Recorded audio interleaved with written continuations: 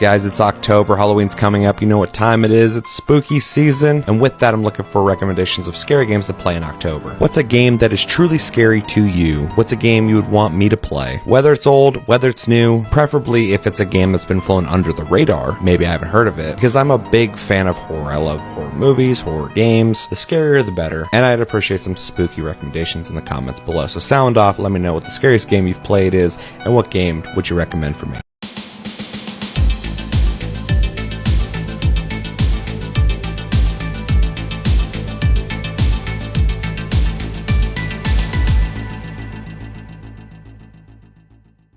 What's going on, guys? Welcome to episode 174 of the Taste Cast, a weekly podcast where we talk about all things gaming. My name's Seth, and joining me today is Chevy on my left, your right. Chevy, hopefully you're doing well. Hopefully you're ready to talk about a bunch of stuff we got to talk about today.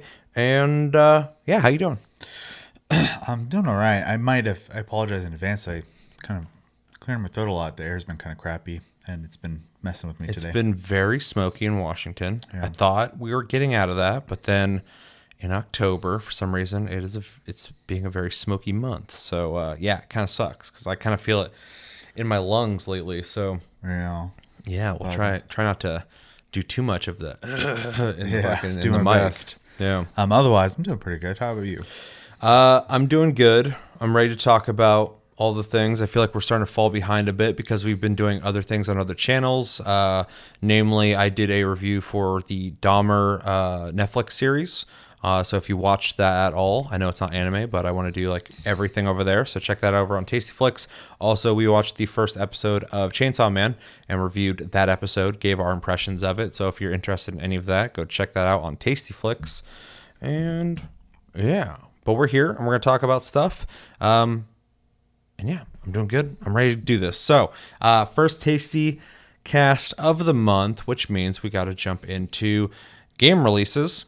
We're going to talk about what's coming out in this month and talk about what we're hyped for and what we're not hyped for. So I'm just going to hop in right now. I'm sure you guys already know this, but Overwatch 2 came out October 4th on PS4, PS5, Xbox One, Xbox Series, Switch, and PC. On October 5th, we got Deathverse Let It Die on PC. Then on October 5th as well, we got Nier Automata on Switch. Then on October 7th, we got No Man's Sky on Switch. October 7th as well, Nickelodeon Kart Racers 3, Slime Speedway. Apparently there's 3 of those.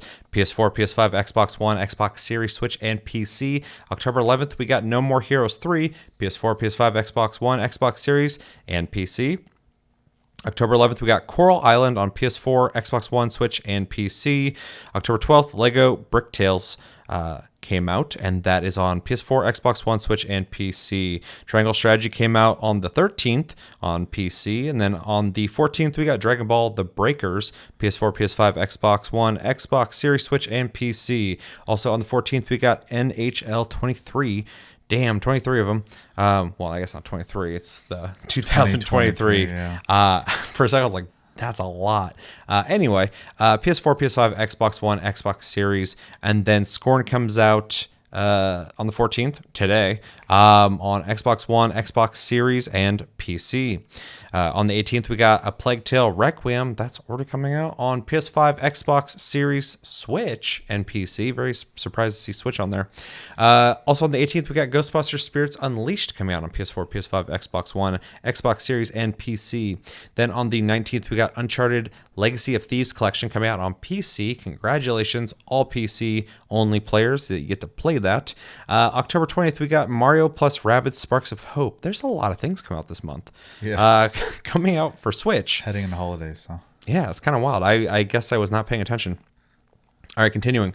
On the 20th as well, we got Second Extinction coming out on PC, Xbox One, Xbox Series. Interestingly enough, that game's been out for a while, but I guess the full release is happening, so that is cool to see.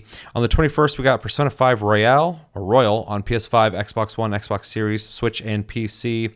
And then on the 21st as well, we got Gotham Knights coming out on PS4, PS5, Xbox One, Xbox Series, and PC. And then also on the 21st, we have New Tales from the Borderlands. That's also coming. Holy shit. Okay, PS4, PS5, Xbox One, Xbox Series, and PC. Star Ocean, The Divine Force comes out on the 27th. PS4, PS5, Xbox One, Xbox Series X, or not Xbox PC, but PC. And then Gunfire Reborn also comes out on the 27th on Xbox and PC. which has been out for a while as well. So that must be a final release. Lastly, on the 27th, we have Warhammer 40K Inquisitor Ultimate Edition on PS5, Xbox Series. On the 28th, we got Call of Duty Modern Warfare 2 coming out on PS4, PS5, Xbox One, Xbox Series, and PC. Then on the 28th, we got Resident Evil Village Winter's Expansion, PS4, PS5, Xbox One, Xbox Series, and PC as well. Then on the 28th, we got Bayonetta 3 Switch. And then we got Resident Evil Reverse finally coming out on the 28th. PS4, Xbox One, and PC. And last but not least, Resident Evil Village is coming out on the 28th on Switch, which I completely forgot they were doing that. Holy shit, that's a loaded month, and I'm feeling a little intimidated. But Chevy, what games are calling out to you? And are you excited for Overwatch 2? Are you playing it? Free-to-play game? No, I'm not playing that. So, with the amount of titles on here, to be quite honest with you, the only one I have any interest in picking up is Star Ocean. And I still have to see if that gets half decent reviews. I don't need it to be stellar, but... Yeah, I'm actually very curious to see the reception of that game. Yeah. Otherwise, I have a lot of congratulations for people. Same. Near No Man's Sky and... where to go? Persona 5... Bayonetta 3, Uncharted, and Resident Evil Village all coming to Switch is pretty crazy. True. And Uncharted coming to PC. So and Second Extinction. Lots of cool stuff for you guys. I have no reference to that game, but yeah, It's fun. It's a fun game. other than that, and Triangle Strategy, because I was Switch only for a little bit. I bought it on Switch, so Oh yeah. have not touched it yet because I can't seem to find any free time to play games. But yeah, I'll probably only Star Ocean. The rest of them are like either I'm interested in like checking them out, like, you know, maybe watching someone play them, or I'm just happy that people are getting them. So Yeah. Well, fuck. Okay, so there's a lot on here for me. Overwatch 2 I haven't played. I don't think I'm gonna play it. I'm curious about it, but just a lot of the stuff that happened at launch, a lot of the things they're doing with the phone number stuff, even if it doesn't really affect me a whole lot, it has been affecting a lot of people negatively. I don't like that. Just a lot of things with this game I'm not very stoked about, but I am hearing people are having fun with it, so I'm trying to keep an open mind, but it's also just kind of looks like Overwatch, so I don't know. We'll see. Let's see. I'm going to kind of echo what you said. All these things coming to Switch, really cool to see. You know, No Man's Sky, Nier, this is dope. And, you know, if you're only on Switch and this is your first time being able to play these games, you're going to have a blast. I almost randomly picked up Coral Island the other day because it's like a Stardew Valley type game. I think I've seen it. Yeah, but then I was like, I don't play those enough to buy it, so I didn't. But I thought about it, so it's kind of funny that I didn't realize it just came out. So let's see. Scorn I have pre-downloaded already on Game Pass. I'm not picking it up, but I am going to play it. I heard it's like an 8-hour game. So I was like, I don't know if I want to buy that. But if I like it a lot, I will buy it because I like to support people who make games that I enjoy. But I will be playing that for sure. Plague Tale Requiem, I got to beat the first game. But I do really want to play this. I'm just not going to be playing it in October because I have not beat the first game. But yeah, I'm glad that's coming out. Ghostbusters Spirits Unleashed, I'm curious about. I want to check it out. There's a game that is similar to it called Midnight Ghost Hunt. I think that's what it's called. And it's a really great idea, but the community is not cool. So I'm hoping maybe Ghostbusters Spirits Unleashed can do what they're trying to do, but do it in a better way. But so I'm curious about that. Uncharted, I'm curious to see what it looks like on PC. But yeah, I've played the fuck out of Uncharted. I'll say if there's anything like God of War, it'd be great. So yeah, no, I heard nothing but good things about that. And even Horizon Zero Dawn, I guess early on had some issues, but now it's fine. So yeah. Mario plus Rabbids Sparks of Hope, that's the new one, right? Yep. Yeah, that looks cool. I don't know if I'm going to pick it up because I didn't play the first one, but it did look cool. So I'll think about it. Let's see. Second Extinction. This is a good reason for me to, I guess, come back and try it again. I played it when it first came out in early access, and I really liked it. It was very buggy, but it was definitely a cool game. So I'm curious to see what they've done with this full release. Gotham Knights, I think I'm going to pick up. I've watched enough things now at this point that I am interested enough in wanting to play it. I'm not like super hyped on it, but it looks pretty fun. I'm curious about New Tales of the Borderlands. I don't know if I'm ready to go buy that just because it's Borderlands, something like that. But I will want to see the reviews on it and see what people are saying about it. Let's see. Modern Warfare 2. This is a tough one because I played the beta. I really liked it. I'm really excited to play it. But it's doing all the stuff Overwatch 2 is doing. And I'm not too stoked about that direction. So I kind of feel torn on that because I want to play it, but I don't have. It's Call of Duty. I don't have to play it, so we'll find out. I might fold. I don't know, but I am not happy with what they're doing with their games, their online games. Resident Evil Village Winter's Expansion. I'm definitely gonna be picking up. I loved Resident Evil Village. I beat that like 4 or 5 times, and I would love another reason to play it again. So that'd be perfect. I'm not a Bayonetta guy, but I know a lot of people are, and so I'm stoked for everybody who's finally getting the third one. I think I technically own Resident Evil Reverse because it came with something that I bought. You're asking the wrong guy. But it didn't like fully release until now, I guess. So I don't know. Let me know in the comments if you know anything about that. But I have it on Steam. I don't know. And then Resident Evil Village coming to Switch. I mean, if that's your only way to play that and you get to play it for the first time, enjoy because it's really good. I'm not picking up the 23rd NHL. I don't think I'm interested in that. And Lego Brick Tales I heard is okay, but like every time I play a Lego game, I just don't stick with it for very long. There's that one that was like kind of like Portal Knights, and it was kind of a cool idea, but then I was like, there's so much in this game that you can do that you don't feel compelled to do, building wise. And so it was a cool thing, but it wasn't like compelling enough. So anyway, I'm going to try and navigate the waters of October carefully. There is a lot of things here that I'm interested in. Not a whole lot of must plays for me, but a lot of things I want to play. Oh, Star Ocean. I also want to see reviews on that and see if I want to pick that up because that and that other game, the Valkyrie game, is technically out on console, but it's not out on PC until next month.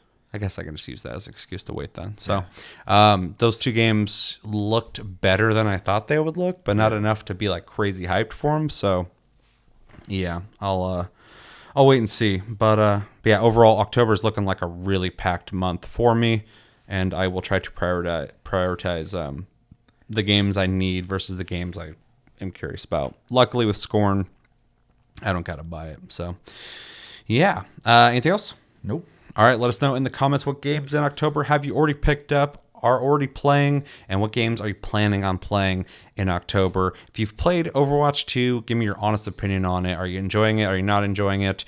And are you excited to play Scorn? And yeah, what else are you excited to play in October? Let me know everything you're thinking about in the comments below. All right, let's jump into what we've been playing. I think we both have small lists, which is great because we got a lot of videos to watch. So how about we start with you on the games you've been playing in like the last week or so. Okay. So I played Hot Wheels. I don't know the whole name of it, but Unleashed. That's the whole name. Can't talk about it. But in case you don't know what it is a racing game where you play as Hot Wheels in a big room. Yeah, with vehicle aesthetic customization, map creation, and room customization. And the room one was confusing at first, but I realized it's like an actual race course, so it made more sense afterwards. So I won't get too into it, but a lot of customization in that game. So I also played. I've already forgotten the PlayStation Plus games. Injustice 2. I played and Injustice Super 2 Hot. a little bit. I had a save apparently. So I feel like I've played Injustice 2 before. yeah, I'm real confused because I don't know if I did play that before. Or I know I if played. It was like just taking my Injustice 1 stuff. Maybe. Yeah. I don't know. I was a little lost on that one. But anyways, I played that a little bit. It's a fighting game with DC and other people. Very true. And lots of DLC characters I didn't have. I didn't realize because at the title screen it makes it seem like it's gonna be like an Ultimate Edition, and you don't have all the characters, so I don't get it. Anyways, can't really talk about that either. So end of the month, and then played some Final Fantasy 14. Not a whole lot. We didn't manage to raid this last weekend, but we did do some mount farming with a couple people who still wanted to hop on and play together for the day. And then did that for quite a long time. Got a lot of mounts for people. and I was playing a little bit before we hopped on here. Got my Reaper to 79. I got my raid weapon for my white mage, and that's about it there. And then I mostly have played One Piece Warriors 4. Oh, yeah. I played that with community member Psycho Scream. We beat it.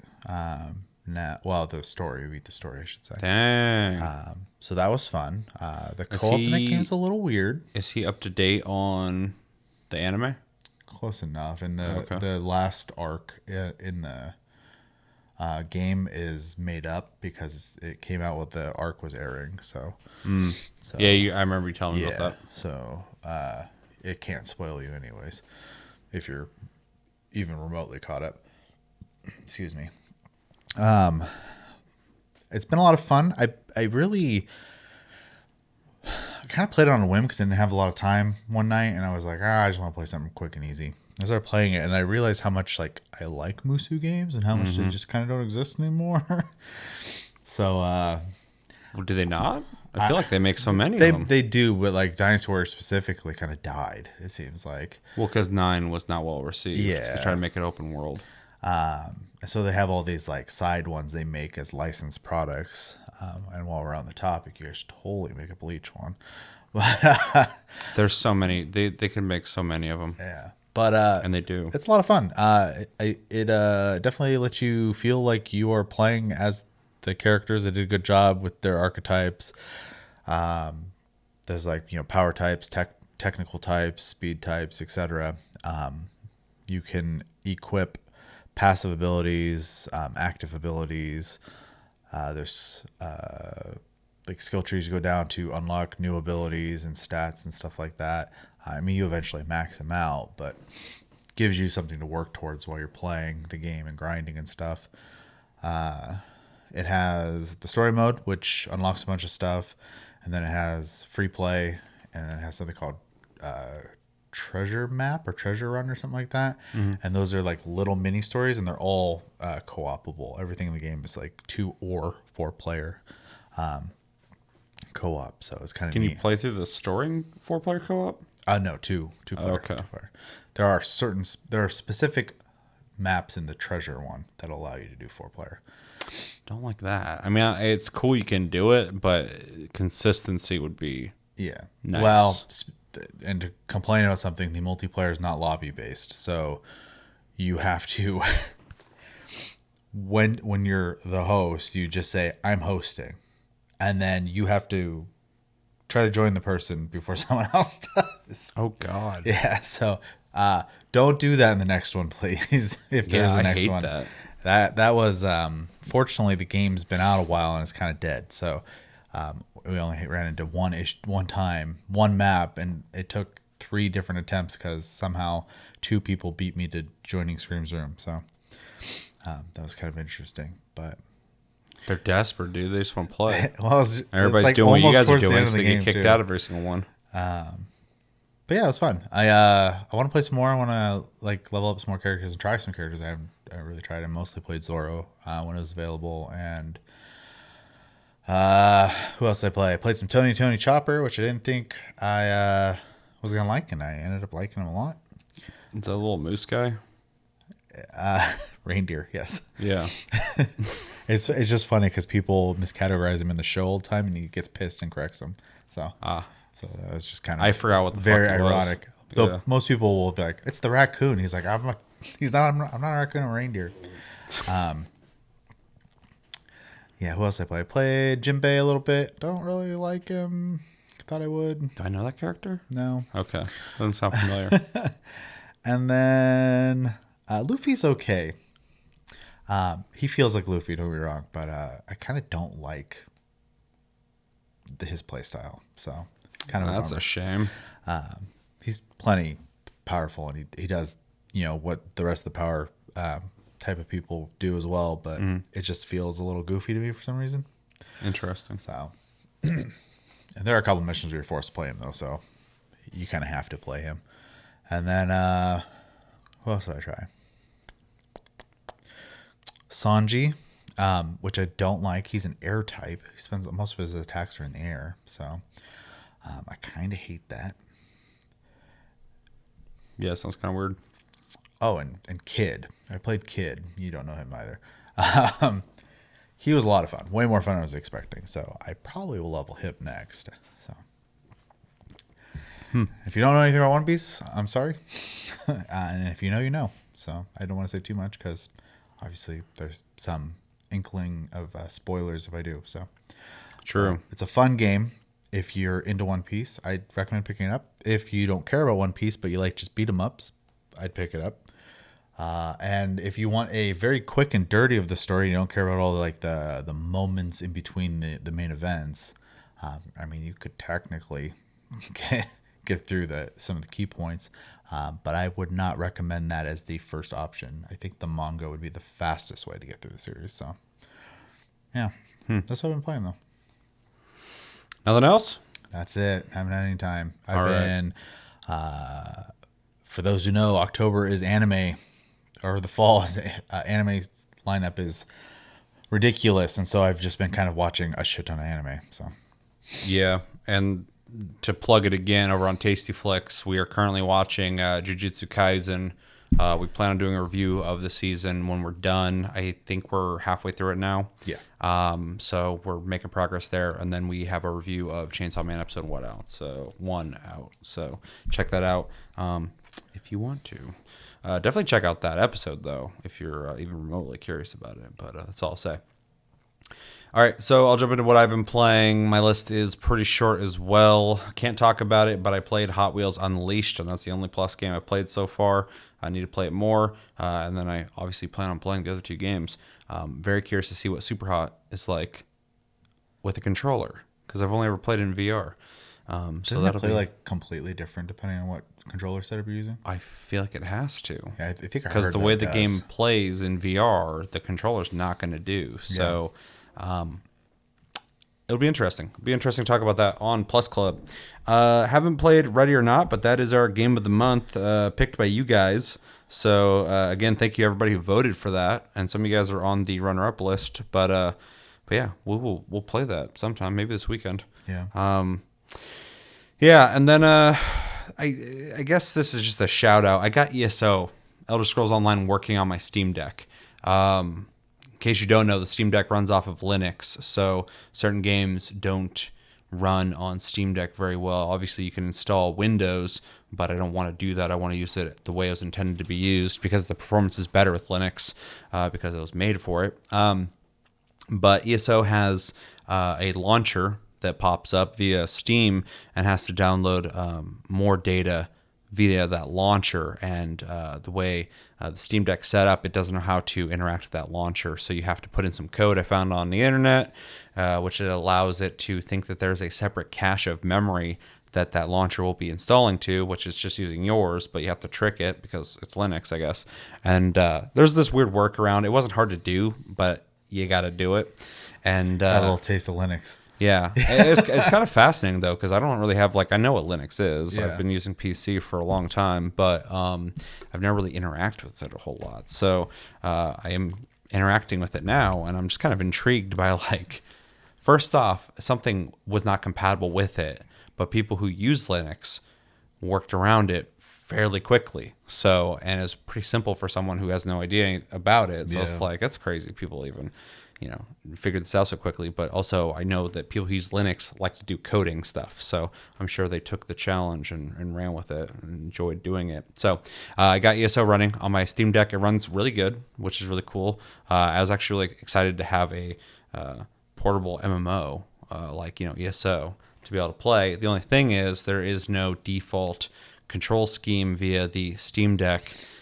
So there's some weird workarounds I'm doing there. Luckily, on the Steam Deck, there is community tabs for controls for games in case Steam doesn't have a standard. And so I downloaded somebody else's, but it's still really weird. I just want it to be exactly like when you play with an Xbox controller on PC. So I just need to reconfigure it to that. But there's a couple parts where you have to use a mouse on the PC version to click on things, and it has to have that option with the Steam Deck, and so there's this weird in between thing that's kind of annoying. But anyway, I got it running and I played it a little bit, and it's pretty cool to be able to play it on such a small thing. I've been playing a little bit more Azanzo, which is that World War One first-person shooter I talked about in the last Tastecast. I won't go into the full details on it again, but I have been playing it. The last time I did play it, I played it a shitload in that one play session. I was playing with Sarah and Josh. And I think that time around we were playing against bots, which I'm glad a game like that has bot support because it's an indie FPS. So there's a chance that the community will shrink faster than something like Call of Duty.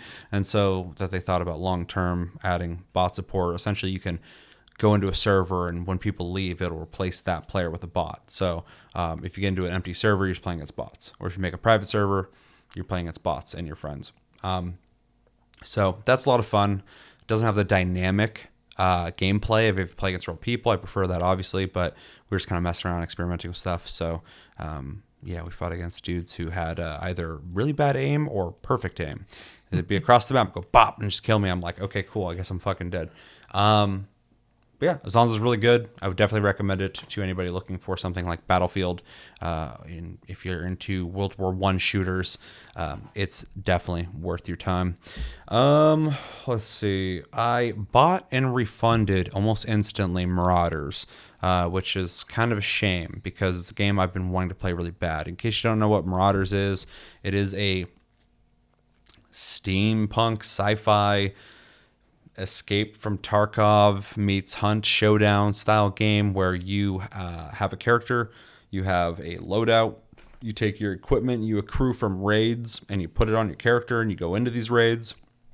You get in a ship, you fly through space in your ship, you get to run around inside your ship, you get to pilot it if you want, and you fly towards your mission, go into the building, and from there on you fight against NPCs and actual people to get rewards and escape. So it's very similar to Tarkov and Hunt. Before I bought this, I was going through the reviews to see how it was doing, and it had mixed reviews, and a lot of the reviews were talking about there's a shitload of hackers and there's all these bots, and you're able to breach people's ships before you get to the actual mission. When you're flying around in space, somebody can fly up to you, get in your ship, and attack you. And one of the reviews was like, there's these bots that will literally just teleport into your ship and just attack you. They don't even have to actually breach you. They just do it. I was like, man, that does not sound promising. Right. And then my first match ever of that game, I was flying for 2 minutes. And when you fly, you look through a periscope. You have to walk up to a periscope. When you look into it, it shows a third-person perspective of your ship flying in space. And I'm doing that, and as soon as I start flying around in space, it's like, you've been breached. I look around, there's nothing near me. And I'm like, are you serious? That review I read is exactly what's happening to me. And as soon as I come out of my periscope, there's a guy behind me just stabbing me in the back. I shoot him 3 times in the chest, and he kills me. And I was like, yeah. And it was only the one time, but I was like, if reviews are talking about this, my first match ever, this happens, I'm going to come back to this. They need to fix this. So I really want to play Marauders. And if any of you guys are playing Marauders, and maybe I just got lucky on my first round and ran into exactly what people are complaining about, and you're thinking hey, no, you should come back, play it. It's really good. Let me know, please, because I was really excited to play that game. But if the game is so insecure in its anti-cheat methods that this is so prevalent, I don't want to play it right now. So I could spend that money somewhere else. So yeah, I owned Marauders for 30 minutes. So hope to play it again because it looks pretty cool. Like I said, it's like a steampunk sci-fi game. Everybody's wearing really interesting outfits. It's gas masks and all sorts of shit. And you got these MP40 style old machine guns, and you're just running around in ships fighting other people, and it looks really cool. And I really like the mechanic of you actually get to fly your ship before you get to the raid, which could definitely lead to some cool scenarios, but it does not have good anti-cheat,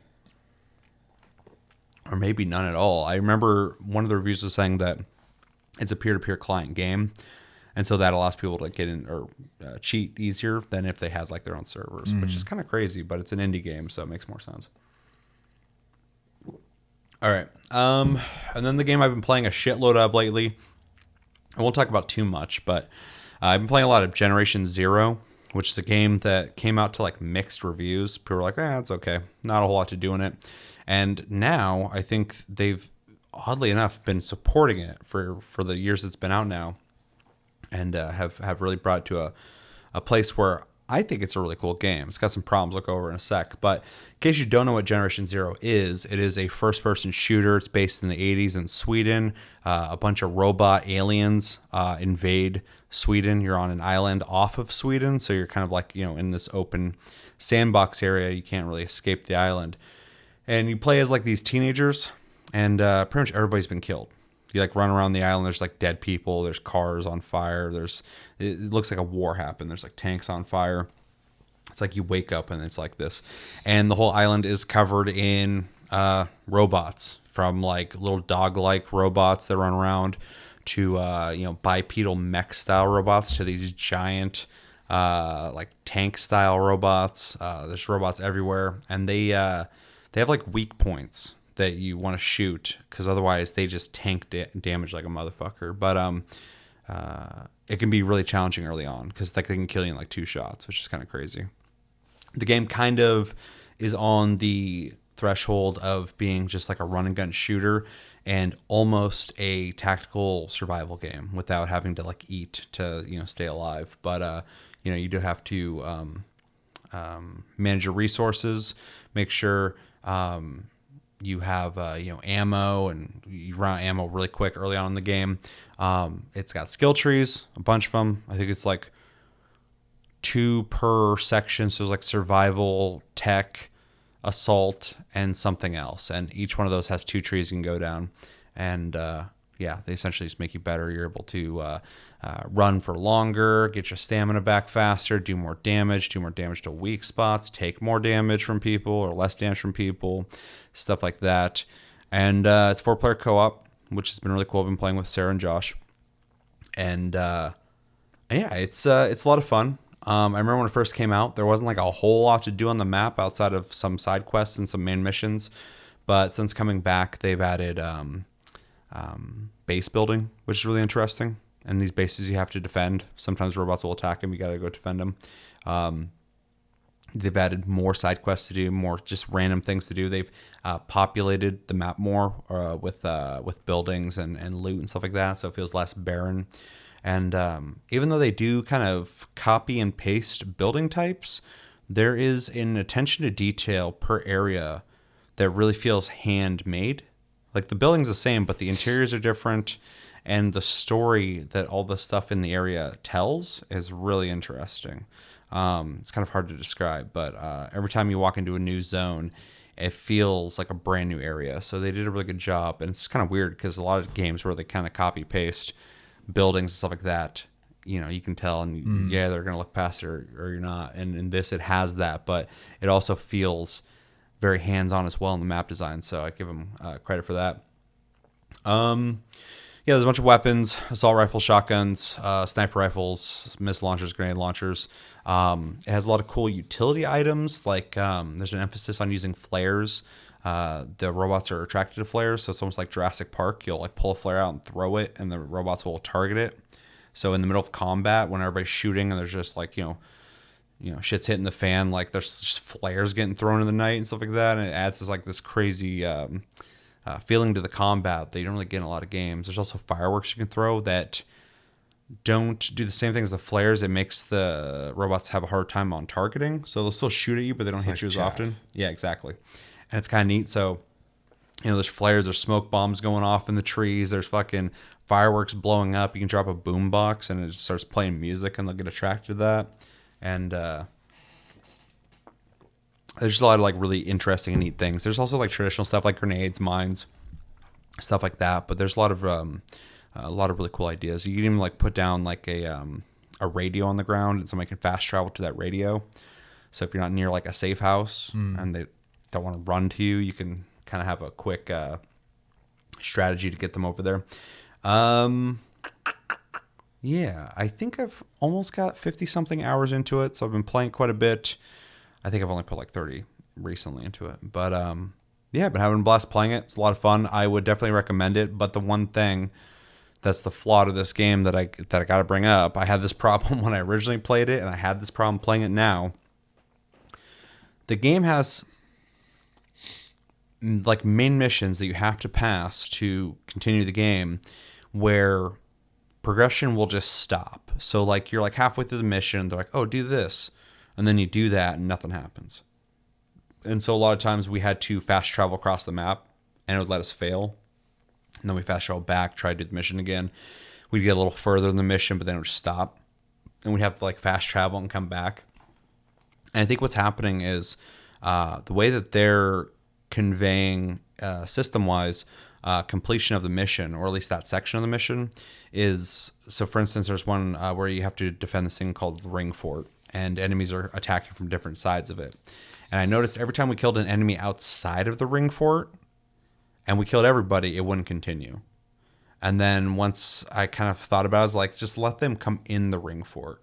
When they came in and we killed them all, it would go to the next part of the mission. And I was like, there must be like a circle around this Ring Fort, like an invisible one that's like telling the system, the game itself, oh, there was 8 enemies you were supposed to kill. They all got killed. And like if one's out of the ring, it didn't count. So it's really, really stupid. And not something anybody wants to deal with. So that was disappointing to deal with, but we were able to get through it. So there is definitely a workaround. But I was going online and looking it up too, and a lot of people were not able to get past it. So that's pretty detrimental, because the game is actually a lot of fun, and that's like game breaking. So it's really hard to recommend this hard to people if it's got this kind of issues. But if you can get past those, I think it's a really fun game. Definitely underrated in my opinion. It's a lot of fun. So anyway, long story short, Generation Zero, it's a fun cooperative shooter that can be pretty challenging early on, and kind of walks a fine line between just a normal shooter and a survival shooter. We got to save every last bullet until later when you get them a lot easier. So if that sounds interesting to you and you skipped over that back when it came out because you heard it was mediocre, I would definitely recommend it at this point. I've been enjoying it a lot. So yeah, but I've also like been in like a really bad like FPS mood for a while now. I was playing as Onzo. I was playing the Modern Warfare 2 beta. Now I'm playing this. I want to play Marauders, so I just been really wanting to play a shooter, and this one's really been scratching that itch. So, but it's funny because I'm looking at this game and how when this game came out, it like got mediocre reviews, and then I liked it. I am now thinking back to. Did you ever hear of Homefront? Way back in the day, it's an old game. I probably have, but it's not coming to my mind right now. Anyway, there's a second one they made called Homefront: the Revolution. I can't talk. I'm tired of shit. Homefront: the Revolution, which is the second game, and I heard it's pretty mediocre. And I looked it up recently. And a lot of people say it's still pretty mediocre, but it's also a 4-player cooperative shooter. I'm thinking almost about picking that up once I'm done with Generation Zero, because that's another game that got kind of panned. So, but we'll see. We'll see. There's new FPSs coming out, so I should probably play those. Yeah, I think that's everything I've been playing. Anything else you've been playing? Anything else you want to bring up? All right. Well, let us know in the comments, what games have you guys been playing? What games are you planning on playing? What games would you recommend us play? I have a TikTok at the beginning of this Tastecast that I asked you guys for a scary game you'd recommend, so I'm still taking that as well. It's October, so I'm looking for spooky games to play. So definitely recommend those to me. And yeah, let me know everything you're thinking about in the comments below when it comes to games you've been playing. All right, so let's jump into the first video of this episode, and that is going to be, we'll do Wildhearts hands-on preview. So last Tastycast, we reacted to the reveal of Wildhearts. And in that time, there's already been like a 7-minute gameplay video that's come out. There's this preview we're going to watch came out. And we'll watch that. But it's really kind of crazy how quickly this game's being rolled out. We got it revealed, and then we're seeing gameplay. And I think it comes out soon. I don't remember the date, but I think it's coming out, I want to say this year or early next year. But yeah, for anyone who doesn't know, this is a Monster Hunter style game, and we did talk about it in the last Tastecast. But this is a hands-on preview. They're going to talk about details of the game, give us some information, give us some insight. Hopefully, talk about the boxes that we saw in the original trailer. That we both were not super stoked about the way it looked, but. For me, at least, looked promising that you even have items like that. But yeah, what what were some of your impressions of that game? So people don't necessarily have to go back and watch the whole thing. I mean, just the TLDR, I think it looks kind of neat, but I didn't get to see enough to have a solid opinion, and the boxes were kind of silly to me, but I don't really know enough about it to have any hard opinions. Yeah, I pretty much feel the same. I welcome any competition in Monster Hunter. I mean, it's obviously king of the genre it created, but I think it's healthy to have competition and have other games try out taking their idea and possibly bring something to the genre that Monster Hunter might not offer. What we saw from this, I thought looked cool. I like the samurai aesthetic. I like the Japanese aesthetic. Thought monsters looked okay. I thought the boxes were weird, but I don't know anything about them, so I'm not going to judge them too much. I like what they do, and I'm excited to watch this because I want to know information about it. We saw it visually, and I was interested, so this is exactly what I'm looking for. So, yeah. Anything else? All right, so this is Wild Hearts hands-on preview via IGN in 3, 2, 1, and go.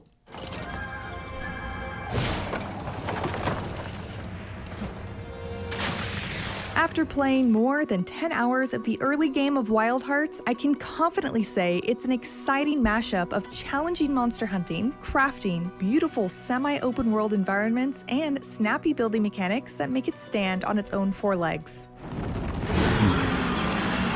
Interesting to see them put like a harpoon into the entertaining hunt-craft hunt loop of Wild Hearts isn't unfamiliar to me, but the presentation and seamless storytelling were unexpected. Story quests are generally tracked on screen, much like in a standard action RPG, but you can take breaks to hunt specific monsters by starting optional quests from any campfire or the map. Completing these unlocks more optional quests, grants orbs to awaken new Karakuri, the building mechanics of Wild Hearts, and rewards those sweet mats to upgrade your equipment. It's an easy-to-understand, streamlined process, which is good or bad depending on your perspective. This might also change as the game progresses. I was only able to fight 3 of Wild Hearts' large beasts called Kimono and unlock 4 different upgrades after all. There are 8 totally different weapon types to master, ranging in technical difficulty from very easy to grasp, like the Karakuri katana, to requiring both understanding and skill, like with the bow. There are short optional tutorials with a mechanical bear, but they're pretty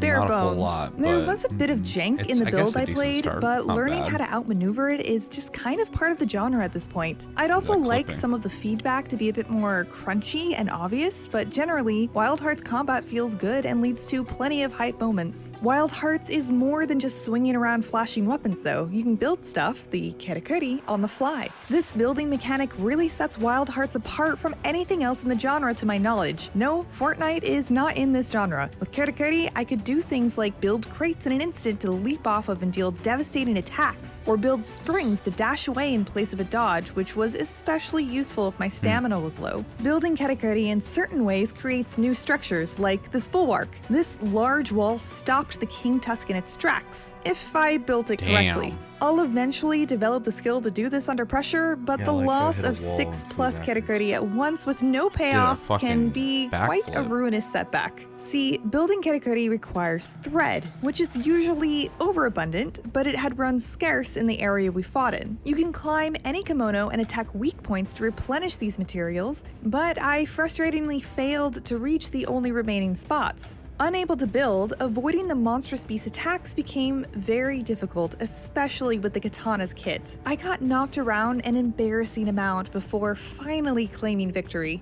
Despite the difficulty I described in this instance, I did only die one time, and I never failed a quest. I also can't help but blame my own inexperience with Wild Hearts at that point, and that frustrating near failure made figuring out what did work all the more rewarding. I slayed the King Tusk in much less than half the time with the Parasol-like Wagasa, since I could rely on parrying instead of trying to iframe my way through a wall of fleshy vines. Outside of combat, you'll need to use Katakuri to get around. Luckily, the things you build stay in your world for good, at least until Komono or you destroy it. Though I was able to explore almost every nook and cranny of Wild Heart's first of 4 hunting grounds, Hanagasumi Hill, there's still more to do. The gorgeous scenery is rewarding and fun to explore even without the many incentives like gathering crafting materials for meals and equipment. There's even a collectible in the form of 50 Tsukumo, little hunting companions that get stronger the more you find. I found more secrets too, but I won't show more than this. All in all, Wild Hearts is promising,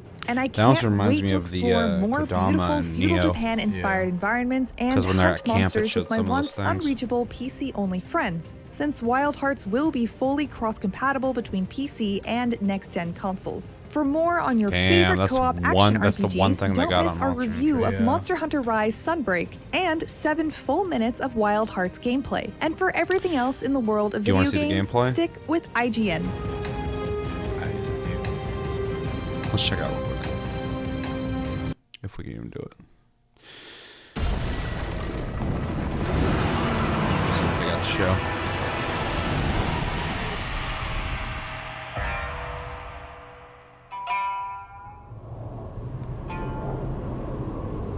In case you're curious, this is Wild Hearts 7 minutes of gameplay.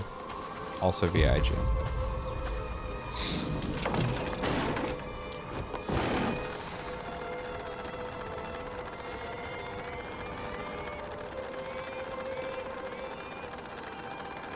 That I know you're building these things and they're staying there makes, I mean, I don't think it makes them cool, like the design, but it makes more sense that when they mentioned Fortnite, even though I don't think it is totally a parallel of Fortnite,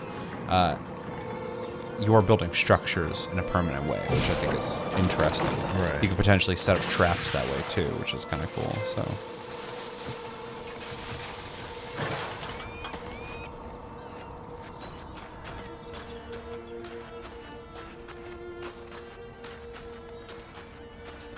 Funny because I think the game looks good in some ways and not good in some ways.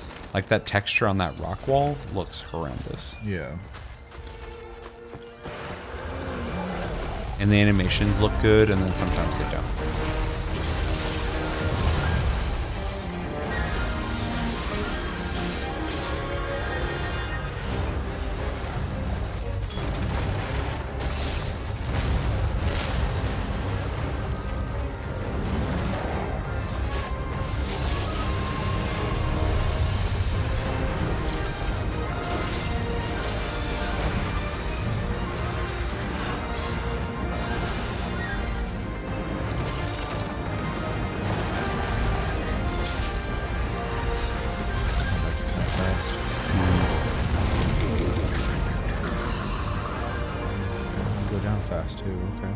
They do, dude.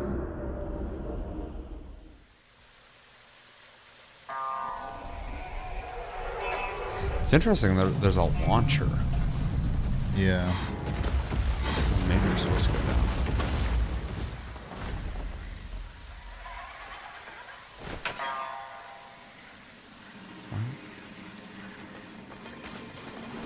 So that was definitely all pre-planned.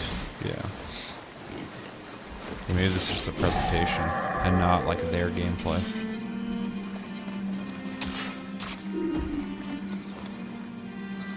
It's funny how like exactly Monster Hunter it is, like, but also different. Yeah, I mean it's not like it's a very abundant category, so sure. I welcome people trying. I'm not 100% sold on the ideas, but I also like don't have a hard negative feelings either. I would say I'm 100% sold on playing this. I'm definitely going to pick this up. I don't know if I'm going to love it, but cause, I mean, it looks fun. It looks like Monster Hunter, but just not as yeah, that's huge. If anything, I hope that just like lights a fire under fucking Monster Hunter's ass. Yeah. Because that's something everybody's just been wanting from Monster Hunter for like a while now. At least since World, and it hasn't happened yet. And these guys are just coming out the gate like, yeah, we're going to do that. It's like, okay, cool. Especially blows my mind with like Rise, because there's so yeah. I figured they might have. That sounds fun.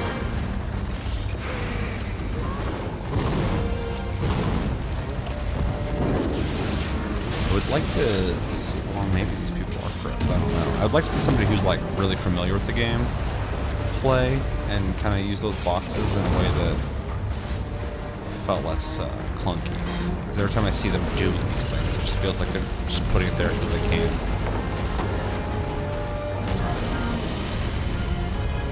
It's all pre-rendered too. It's all set up, so maybe this is how it plays.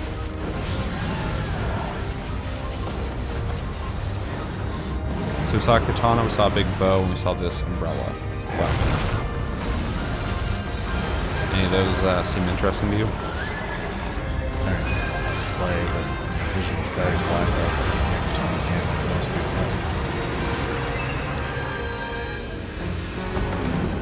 I don't like range weapons in Monster Hunter, so Yeah. I don't know if I like this either. Does that guy have tonfas? So, I don't know if it was Tonfas or a second ninja toe or whatever. I thought they were like daggers for a second, but then he's spinning them the way tonfas would. But now it seems like it's a staff, so maybe it's a weapon that changes?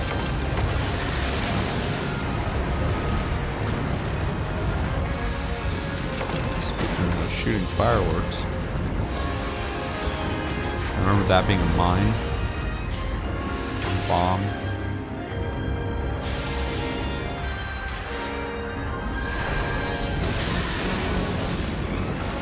It's supposed to be the Shinobi character. It's fun just watching people float around with those things.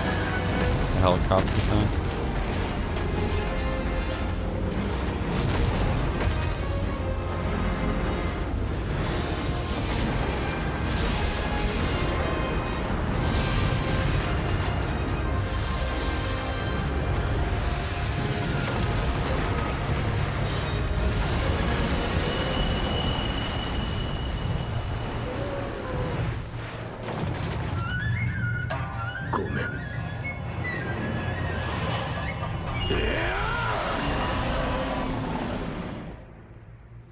All right.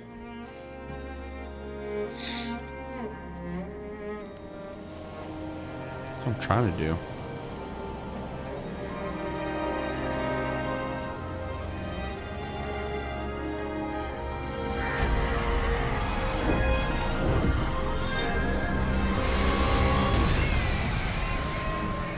I think the world looks nice, but like it's not very detailed.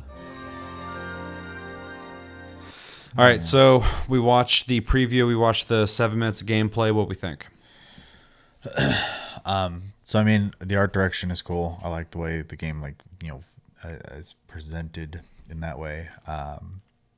Graphics are a little inconsistent, but that's pretty easily looked over. Yeah, if I'm enjoying the game, I'm not going to care. Yeah, combat looks smooth, which is good. I don't know how it feels. Obviously, that's hard to tell until you're playing it. One thing that is satisfying to its competition in Monster Hunter is that hits like have weight to them. Mm-hmm. So there's this real good like impact feel every time you're playing those games. Visually, this looks like you're kind of just gliding around. Yeah. So I don't know how good that's gonna feel, but it could. That doesn't necessarily mean it's not gonna be fun. It's just not gonna be as like satisfying. Another example that would be like Nier Automata. The combat's pretty like, fast paced, but there's not a lot of like impact stuff in that either. So, and that's still totally, a great game. So that again, just observations here. I'm still not really sold on the aesthetic of the box, but again, if it's fun, that doesn't matter too much. I just, I don't think it's very cool. I think it's kind of dorky. Visually, but I feel like they just settled on that because it's easier to like put that into the game. Just have like, like Swiss Army knife. well, that's just like the visual aesthetic of it. But like, Yeah. I'm sure like programming wise, there's just like, okay, this square is where your item will be launched from or where it'll be used at. What do we put in that square? Well, I'll just make it a box. Yeah. Everything can just come from that box. That way we don't have to code a bunch of stuff for different shapes of things. They'll all just come from one box. Yeah.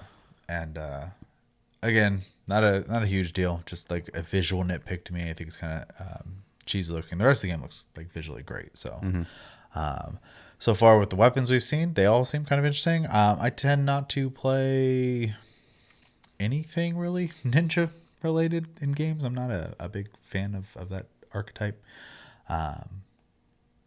So I'll probably katana or umbrella if out of what I've seen, assuming I pick it up. And knowing that's crossplay is big. Huge, yeah. Yeah, it was like the biggest. Like I'm already sold in the game. I'm definitely gonna pick it up. But if it wasn't completely sold on it, and I'd heard that probably would have did it for me because that's pretty big. Yeah. Yeah, that's pretty much my impressions. Yeah, so you were talking about the weapons. I pretty much thought they all looked cool except for the bow and arrow. I'm not really a ranged guy in Monster Hunter, so it doesn't really appeal to me too much. But I do think it's cool that when you got a full party, you got 4 people, somebody's doing ranged stuff. Like if somebody's into that, somebody likes to stay in the back. Definitely helps. It's just damage, but not really my play style. So that doesn't really do much for me. But the sword looks cool. The umbrella looks cool. I'm not quite sure what its shtick is, why it's an umbrella, but the aesthetic's cool. I did like the ninja thing. I don't exactly know what the weapon was, but it seemed like it does some cool stuff. So I kind of like that. I'm curious if the other weapons are going to be as like Transformative. Yeah, transformative, modular as the shinobi style weapon, because it seemed like he had some tonfas, a dagger, a dual wielding staff type thing. We did see just now and in the trailer though too that the katana turns into a whip. Chain whip. So that's pretty cool. Definitely like Ivy in Soul Calibur. So that's appealing to me. So yeah, they are definitely taking a note from Monster Hunter in that sense of having weapons that have multiple ways to use them, which is pretty cool. Monster design's okay. I'm not super in love with it, and I think I guess I'm spoiled and really shouldn't be comparing it constantly to Monster Hunter, even though it's obviously inspired by it, and that's putting it lightly. But you're going to hit them, you're going to kill them, so that's all that really matters. But not super in love with the way they look. Characters look awesome, though. Weapons look cool. Environments look cool. A little plain in some places, but still cool looking. The box, I agree with you. I don't think it visually is that great. But I do like the utility purpose of it. I do like the wall. I like that if you get the timing down, you can like deflect the monster. I like the helicopter. The launchers are interesting. If you get those set up, you can like fly around the arena. A lot of really cool things you're going to be able to do with that. So, I'm not going to focus too much about how it looks, but what it does. Mm-hmm. So I like that. We're seeing multiplayer, which I like. I mean, a game like this, I'm going to want to play with people. And I will be curious to see what upgrades in this game are going to look like. What kind of weapons you're going to be able to craft. What kind of armors you're going to be able to craft from, the monsters that you kill. We haven't really got a good view on that yet, but they are rolling out a lot of stuff on this game pretty quick. So maybe next week we'll see something on that.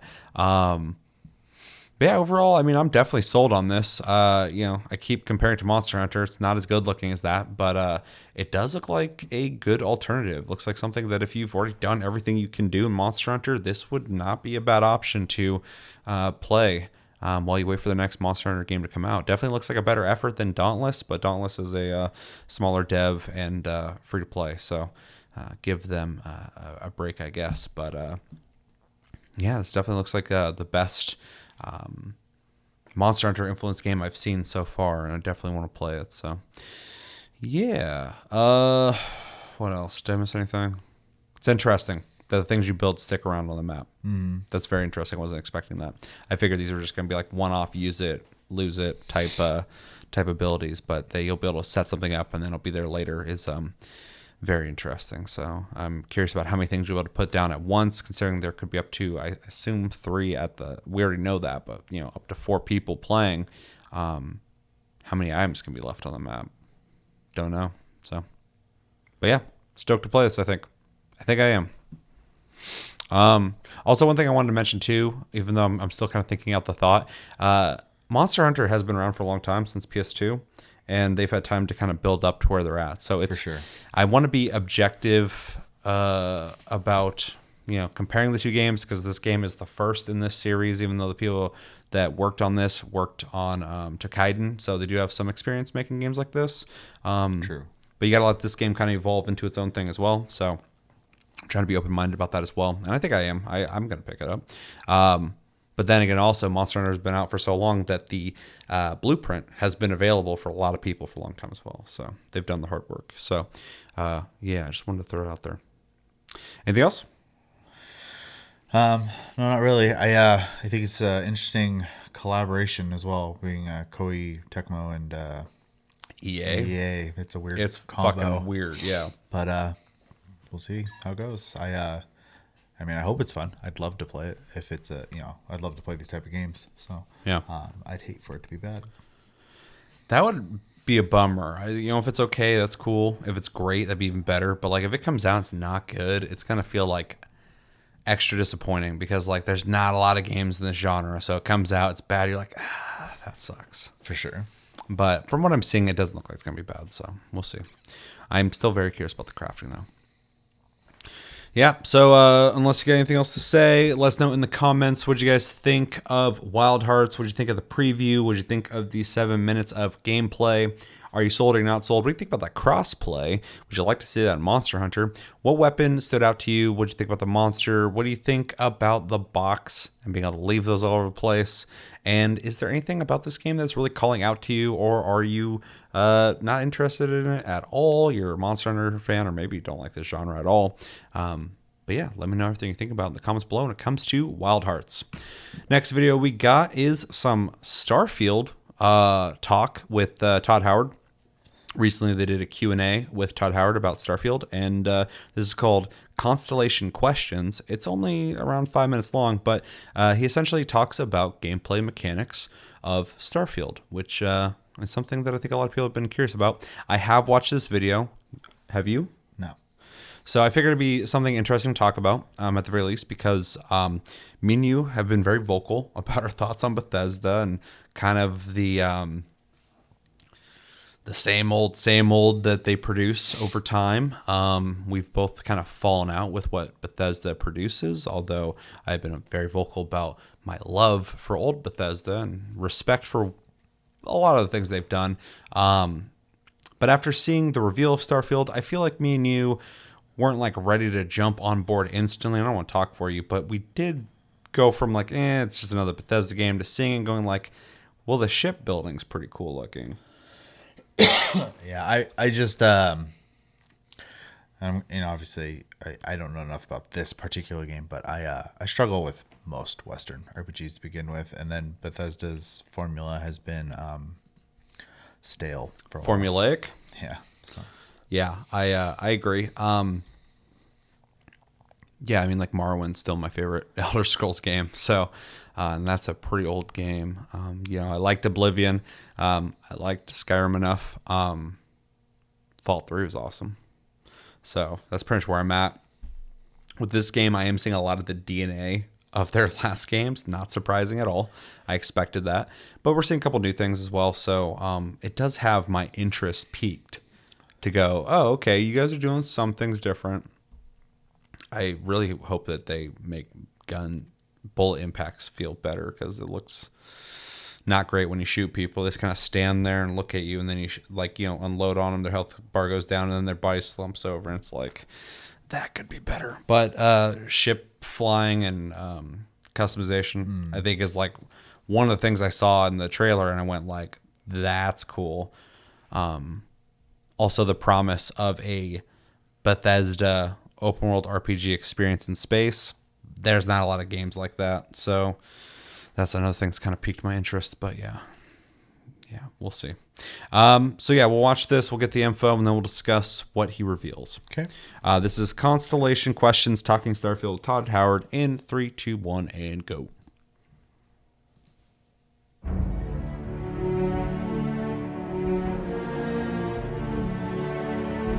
Hi, I'm Jess Finster, Community Director, and I'm here visiting Bethesda Game Studios, where the team is hard at work on Starfield. I just want to say how grateful we all are for all of the feedback, support, and questions that you have been sharing with us on Reddit, Discord, Twitter. So we wanted to take a moment to answer some of those questions in our new series. So let's get started.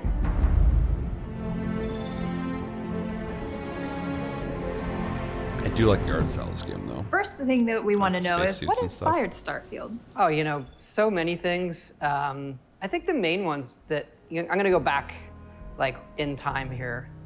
Sundog is a big one. Amazing game, kind of like the science fiction game when Ultimas were out. It also had this partial-less interface, kind of one of the first games where you're moving objects around and putting them together. But great game where you had your own ship and you could explore around that I loved. Another one, this is a kind of pen and paper role-playing game at the time where, D&D was getting popular, is this game Traveler. Traveler was a little more hard science fiction. The other thing there is one of the first games I programmed on the Apple II at the time. I really wanted to make a Traveler game. It was also my first time realizing that computers had memory that you could run out of. I can already see the comments, people saying, you've been running computers out of memory for 40 years now. But that's an easy comment, everybody. You can do better. But those are the big ones, hearkening back to those old role-playing games that we loved. And hey, can we pull off something like this with today's computers and consoles, and et cetera? You mentioned hard space or hard sci-fi, and I know that that's one of the things that's been hotly debated in the community. Is Starfield considered a hard sci-fi? I never quite know, because that's always like, what do they think it is if you say yes or no?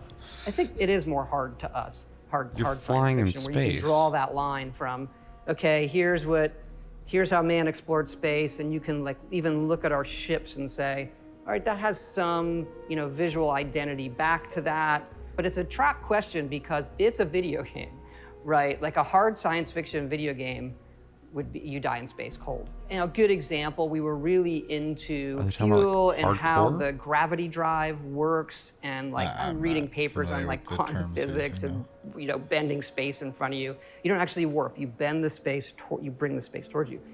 And so we were playing that, and it became very punitive to the player. Your ship would run out of fuel, and the game would just stop. You just want to get back to what you're doing. Really so dangerous when Rob fucking the fuel in your ship and the grav drive limits how far you could go at once, but it doesn't run out of fuel. Maybe there'll be an update or a mod that allows that, but that's why I said hardcore. Constellation members are excited about the character customization and the traits in the game. Okay, so there's no fuel in the game. They fucked around with it. It didn't work. I love our trait list. It's super fun. They're gonna have But each one obviously comes with some sort of negative engine as well. You can use and then replenish. And we have a way in the game, kind of an activity or quest you can do to remove that trait, as opposed to, don't like my character, I want to start over. Each of them are something that you can solve that removes the entire trait for the rest of your playthrough.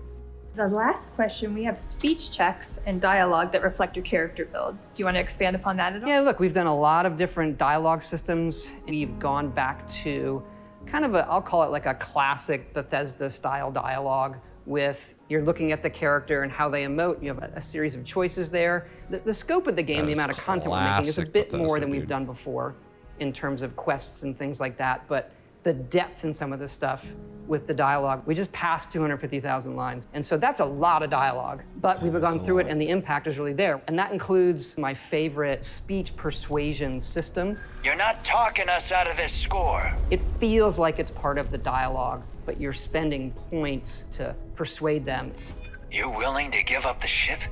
Just like that? It feels natural, not like I've entered some other mode where I'm not doing regular dialogue. It's just I'm in this mode of persuading you to get what I want. Having a way with words might prove useful. That's it. That's all the questions that I had for today. Yeah, it's really great. Everybody out there, keep it coming. We do really read it all, and also we look forward to showing you more of the game in the future as well. Thanks everyone for tuning in. That's all we have for today. But don't forget, you can submit your questions at the hashtag below. See you later. Here's my question. Can you play Skyrim in this game? Probably. Okay, so no fuel in the game. You can't get stranded in space. You have a regenerative grav engine thing. I forgot what they called it. the traits that you pick in your build from the beginning of the game, you can do quests later to get rid of your traits, because they said there's pros and cons to each trait. So if something's not working out for your build, they're trying to make sure that you don't have to go recreate your character. You can just go, I don't want this trait anymore, and you can go pursue a mission that'll get rid of that.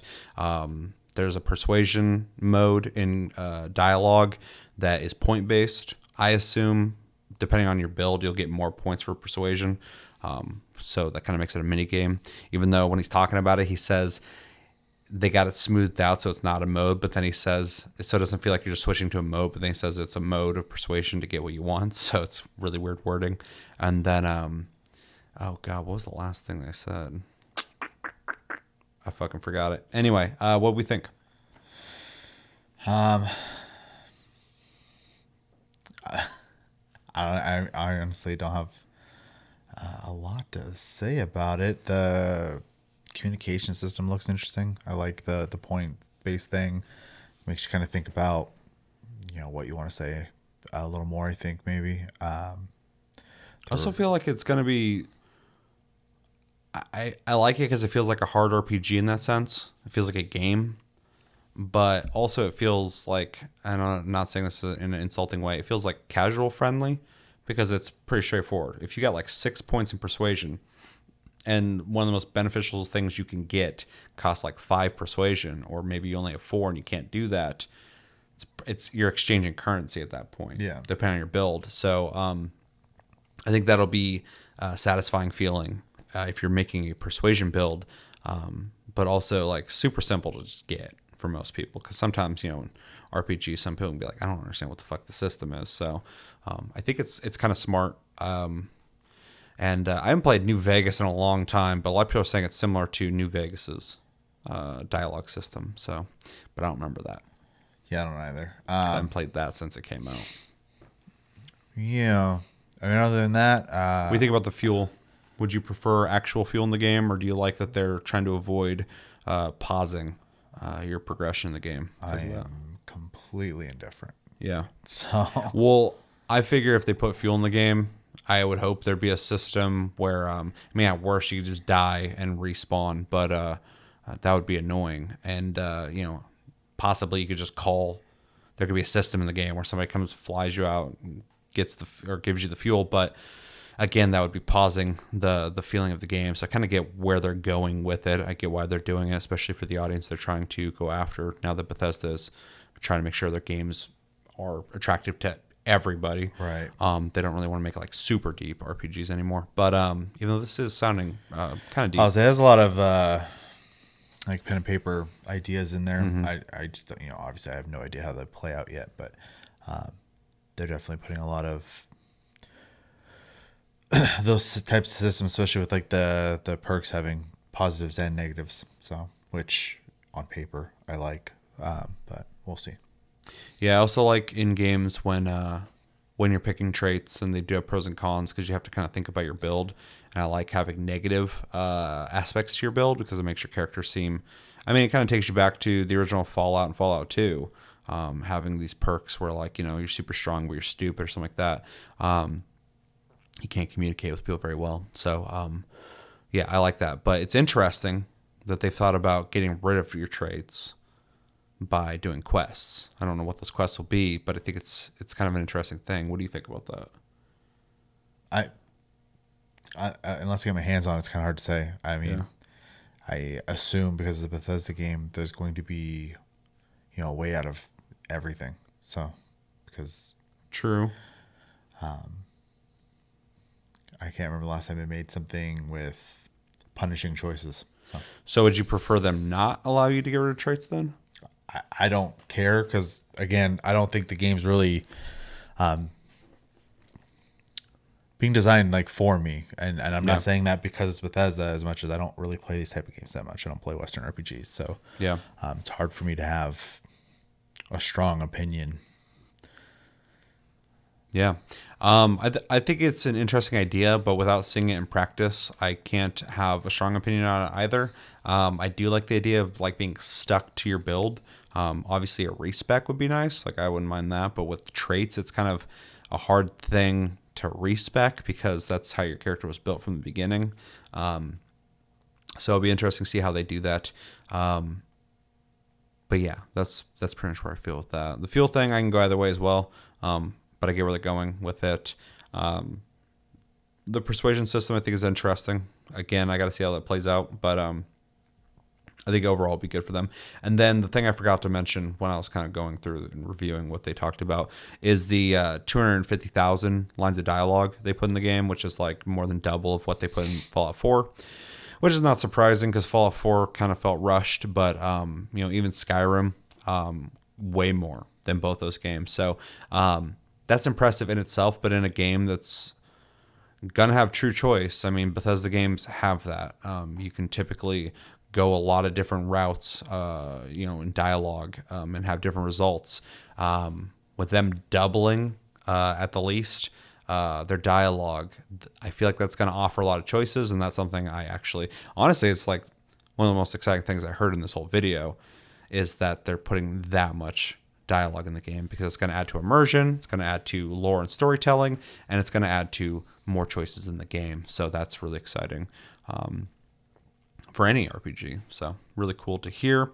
And then just one quick criticism. I don't like the way they did this video. I think Todd Howard is and barely a better presenter at events than a trying to act casual guy in a video. The way he conveyed info was all over the place. So it would have been nice to just have a video where like in Starfield there will be a persuasion system, and then they just kind of show it happening, and then like also we played around with the idea of fuel, but we opted out of that to blah blah blah blah. We got the info, but it just seemed like a weird format to do it. Also, another nitpick. This is just me though. Whatever the fuck they're doing with that camera over her shoulder is weird. Because the background, him and her, they're all moving like independently. I don't understand what's happening the way that guy's moving that camera, but that's just a slight observation. Ship movement looks cool though. That doesn't even look like a Bethesda game, so really excited about that. Yeah, that's my thoughts. Anything else? All right. Let us know in the comments what you guys think of Constellation Questions, talking Starfield with Todd Howard. What was the most exciting thing you heard? What was the least exciting thing you heard? If you didn't like any of it, let me know. If you're stoked about all of it, let me know. Are you anticipating Starfield? Are you hoping for the best? Are you thinking it's probably going to be shit? And yeah, anything that he said was really exciting for you. What do you think about the persuasion system? What do you think about that fuel system?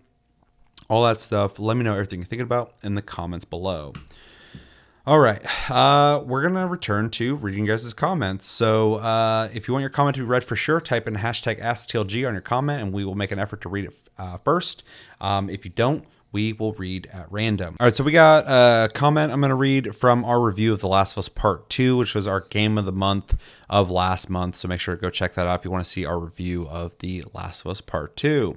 And I asked you guys to keep spoilers to a minimum or type in that there is spoilers in comments. Thank you guys for doing that because I really appreciate it.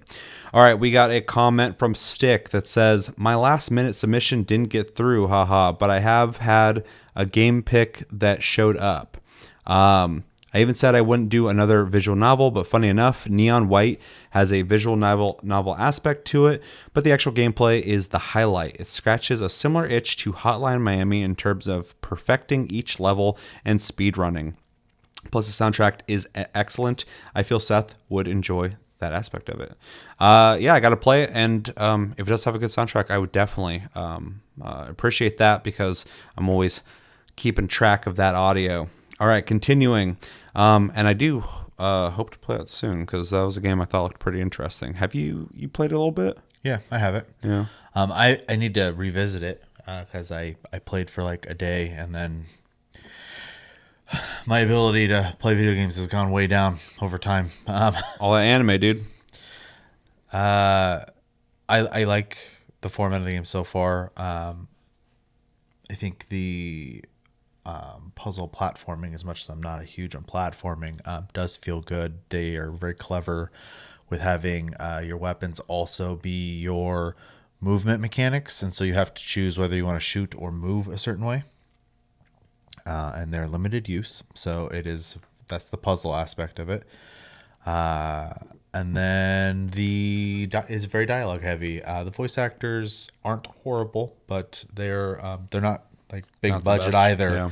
So it doesn't bother me much. But when I was playing, I was like, oh, there's gonna be people who might not like that. So That's fair. but I don't think it's bad. So and yeah, I think it's fun. I want to play more, but I need to find time. So Yeah, same. Definitely want to check it out, though. And again, thank you for voting.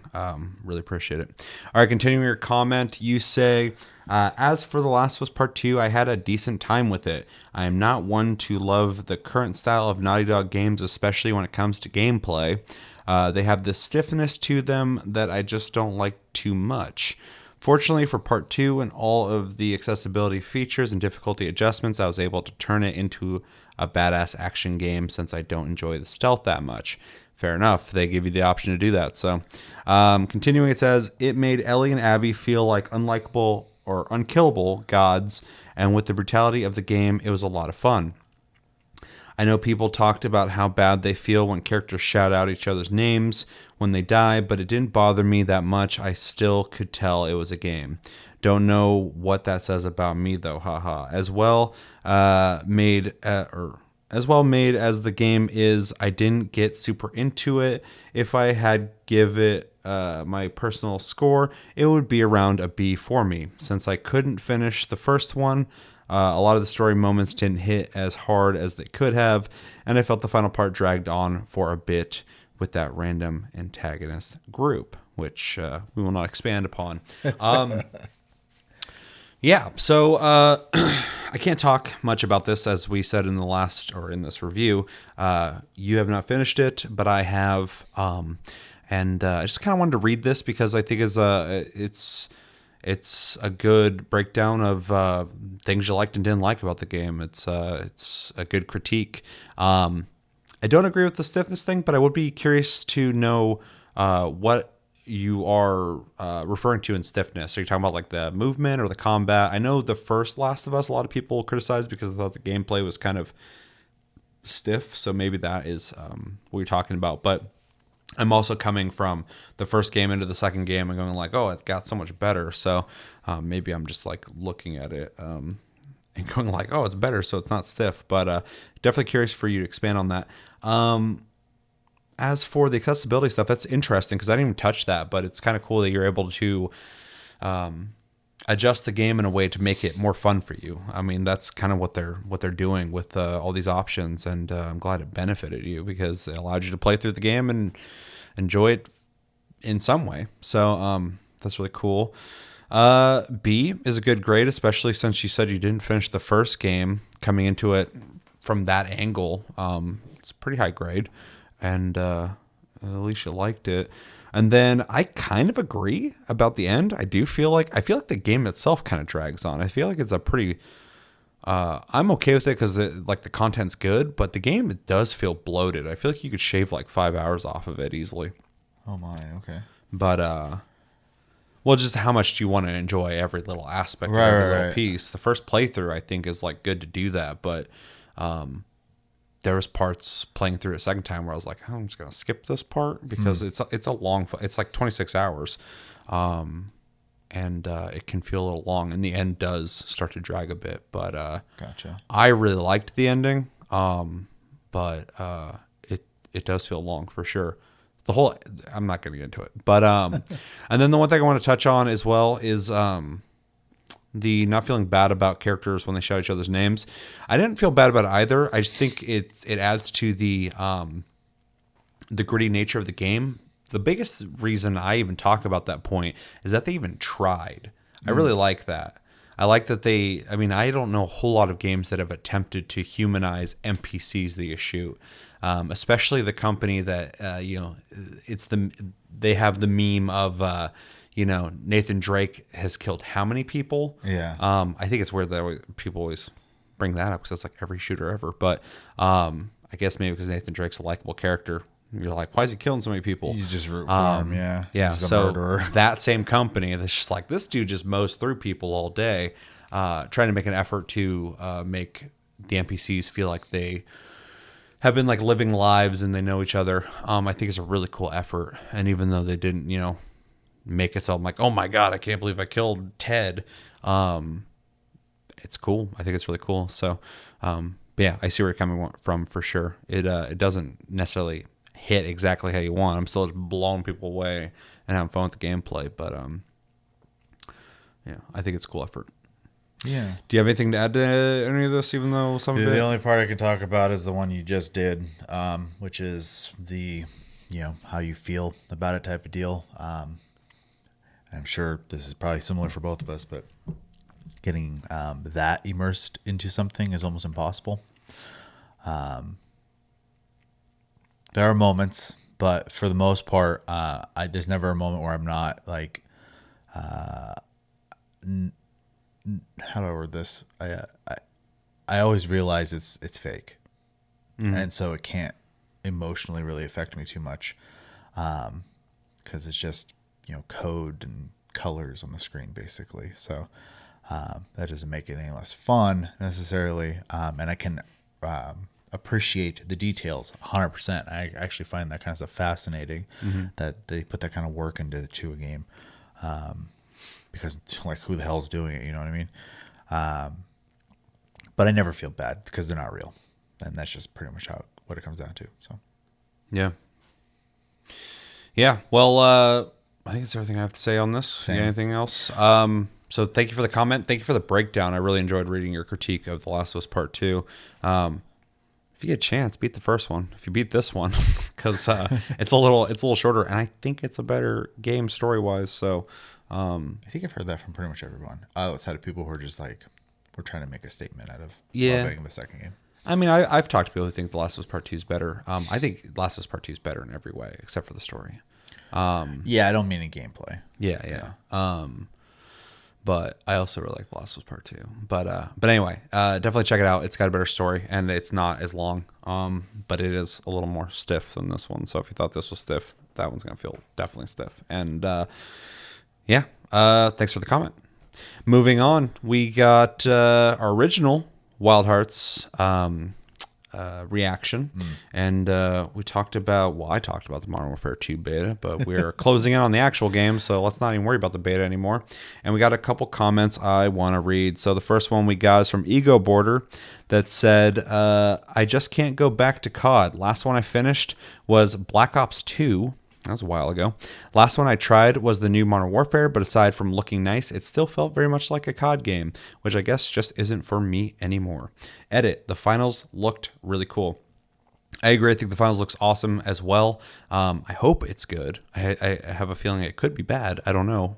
Just because, this dev is unproven at this point, even though they got a lot of people from, DICE originally. It's probably going to be free to play. I don't know what they're going to do with that. And I feel like they're going to be targeting possibly the Fortnite crowd. So I'm hoping for the best. But, visually, what we saw looks awesome. I'm really excited to try it out. As for COD, COD is COD. And you either like it or you don't. Or you are somebody who used to play and doesn't. With Modern Warfare 2, though, over on my TikTok, which is linked down below if you guys want to check that out, I had a lot of people tell me that they left COD a long time ago, and Modern Warfare 2 has brought them back. So that was very interesting to see. But I get it. COD has totally left what it used to be. So if you are a fan of the older ones or even played the older ones, you would have had to have evolved with this or just not been into it. But Black Ops 2 was good. I really liked Black Ops 2. Black Ops 1 was good. I liked Modern Warfare 2019, but if you weren't really into it too much, I could see why you wouldn't be into this one. So, yeah. Anything you want to add to that? I don't think I could. No, you're not super excited for Modern Warfare 2? No. All right. Well, thank you for the comment, Ego Border. And let's see. We got another one from Jeremy Melendez saying the potential problems I can see. Where's the fucking comment? Okay, there we go. You closed it. Yeah. I thought it was already closed. The potential problems I can see just from the first trailer is monsters are uninspired, just large animals. The names of the monsters are kind of lame so far. They all sound like something I'd come up with in elementary, such as Deathstalker, King Tusk, Lava Back, now that you're mentioning it, that does sound pretty basic, and Earthbreaker. They're also going to have to launch with a decent number and variety. I agree. The weapons are okay, and they only showed 3 so far, but I need something more creative like the Switch Axe, Charge Blade, Insect Glaive. Like you both said, I just need to see straight combat for at least 5 minutes straight, uninterrupted. Question to you, if you watched this, what did you think of the 7 minutes of gameplay? Continuing, I do like the setting, the box, and the fact that it's going to be crossplay, something Capcom refuses to implement. I agree with you on all that except for the box. It's kind of weird. I like what the box does. The box itself visually is like whatever, but I'm starting to just like lose energy on even talking about that topic. I'm going to be honest with you, and I agree with everything you're saying, so maybe I'm the exact same way. You sound like a Monster Hunter fan. Because you're talking about like the weapons, you're like, they're okay, and then you're like bringing up like Monster Hunter weapons, not even like other game weapons, but like straight up like I want this to be creative like Monster Hunter, because you're like Switch Axe, Charge Blade, all that stuff, Insect Glaive, which as an Insect Glaive main, I'm with you. I love that weapon. I will say in the video we watched today, though, they did show the weapons do multiple things, which they did not show prior. So give us an update. Where are you at when it comes to all this? Because I'm feeling what you're saying here, but at the same time, in the time that we watched it then and now, we have a little bit more info. You do bring up a good point with the names of the monsters. I do think they are uninspired as well. But if you're selling a game and you look at the plethora of all the names for Monster Hunter, they can maybe be hard to remember for like new players. And so maybe their thought process is like, give them simple names like Earthbreaker. No one's going to forget Earthbreaker. No one's going to forget Lava Back. I might, but yeah. Sure. But like King Tusk, I'm never going to forget that. I saw it in that trailer. I'm like, he's King Tusk? That's such a like a basic name, but it just like works. Like you're not going to forget like, oh, that's of course King Tusk. You're not going to get that confused with anyone else. So they're probably going for simplicity, so it's easier to identify these monsters. But I do agree, they leave something to be desired. None of these names really like go like, oh shit, that's blah blah blah. You're just like, oh, it's Earthbreaker. Oh no, he's going to break the earth. So as for the decent number and variety, well, in the video they said there's 8 weapons, so that's not a shitload, but it's not a little bit either. It's not like there's only like 4 weapons, so it's a decent amount, and that kind of tells me that I feel like they're not going to have a lot of monsters in the game either. Dauntless launched with like 8 or something. Like they didn't have a whole lot. It's a completely different game now, but for sure they kept adding them. But like I'm just saying, as a brand new game, I don't expect a lot, and if they do have a lot, awesome. But yeah, we'll see. So let's see. Names, I agree. Number, I agree. They should. I hope they have a lot. Weapons, I also think are okay, but I think some of them are pretty cool. I do like the katana chain sword. I think it's a neat idea. And yeah, I pretty much agree with most things you're saying. Anything you want to add to that? I kind of did while you were going, so yeah. All right, well, Jeremy, update us on where you're at with this new info and new gameplay, and thank you for your comment, and thank you, everybody, for your comments. And again, type in hashtag AskTLG in your comment if you want it to be read. Otherwise, I'm going to pick at random, so if you didn't get picked, hashtag AskTLG. All right, well, that's going to do it for this episode of Tastecast, episode 174. As always, thank you for watching. Make sure to like and subscribe if you enjoyed this episode. Make sure to check out our other episodes. Check out our socials and streams, links down below. Check out my TikTok, link down below. Check out our Discord, link down below. You can talk to us anytime, all the time. We're on iTunes, Spotify, and the podcast platforms if you prefer to listen to us in audio form. And we have a Patreon if you'd like to support this channel more than liking, commenting, sharing, and subscribing if you're brand new. I've been Seth. Thank you, Sherry, for joining me. And thank you, you guys, for joining me. Until the next episode, have a good one, guys, and take it easy.